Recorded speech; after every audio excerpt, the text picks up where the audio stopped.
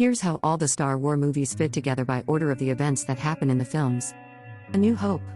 While technically the sixth movie, chronologically, A New Hope is worth watching first purely because it's the start of everything. It's also the only Star Wars film that treats viewers as if they've never watched the saga before. Start with Luke meeting Obi-Wan, getting a lightsaber, and learning about the Force and Darth Vader, before he heads off to save Princess Leia and destroy the Death Star. Rogue One. The first of the new anthology films, Rogue One is filled with A New Hope backstory. It follows the daughter of the Death Star's creator, Jyn Erso, as she is freed by the Rebel Alliance and tasked with finding the plans that lead to the ultimate weapon's destruction. Yes, it ends where A New Hope begins, but because it's so reliant on you knowing A New Hope already, we think it's best to watch them in reverse.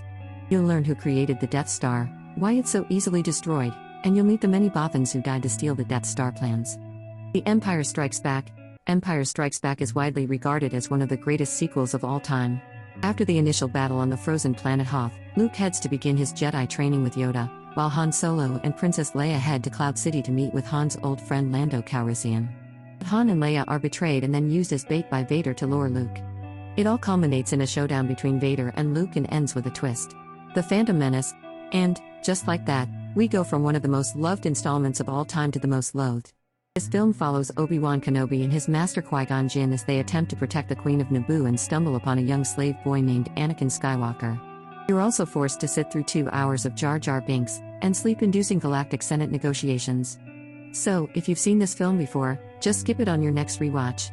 Although it does provide some details important to another prequel film, and it has a great lightsaber duel. Attack of the Clones. While the films up to this point have shown Darth Vader as the ultimate evil villain, Attack of the Clones begins to show us the road that led him to the dark side. With the death of his mother at the hands of Tusken Raiders. We also see his growing love affair with Queen Padme Amidala.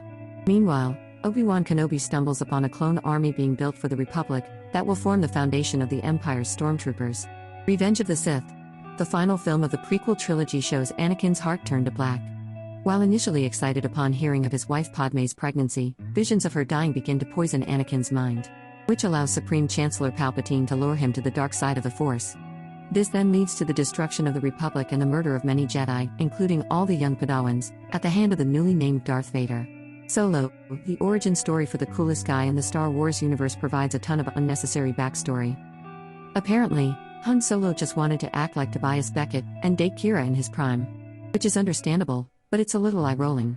Still, it's an entertaining heist film that gives us more information about the most important ship in the galaxy. The Millennium Falcon, including Han making the Kessel Run with her in under 12 parsecs. Return of the Jedi. Now that we've learned Darth Vader/Anakin's background, it's time to watch him sort of redeem himself with all that knowledge in hand.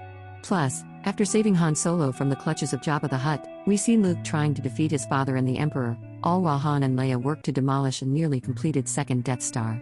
Also, there are teddy bears with Stone Age technology that help destroy the Empire. The Mandalorian. The show follows Pedro Pascal as the titular Mandalorian. He's a gunfighter and bounty hunter, who makes his way in the furthest reaches of the galaxy, 5 years after the events of Return of the Jedi, placing it well before the events of The Force Awakens and the creation of the First Order. The second season sees Mando looking for more information on the history of Baby Yoda. Because The Mandalorian is so popular, we're including it this list. However, it's not a Star Wars film, so it's optional. The Force Awakens. The first Star Wars film made by Disney after it purchased the franchise is set 30 years after Return of the Jedi. We see that there's a new conflict emerging between the budding Republic, led by Leia Organa Skywalker, and the First Order, which rose from the ashes of the Empire. Caught between this all is a young girl named Rey who seems to be really strong with the Force. The Last Jedi. After tracking down Luke Skywalker, Rey's next challenge is convincing him to train her. Luke is unwilling due to his failures with Kylo Ren. Meanwhile, the remaining Republic forces are on the verge of total annihilation thanks to the First Order, leaving Rey and Luke as their only hope. The Rise of Skywalker. The conclusion to the Skywalker saga is out now and available on Disney+. The film sees the return of Emperor Palpatine, as Kylo Ren's, the First Order and the rebels led by Rey prepare for a final confrontation on the planet known as Exegol.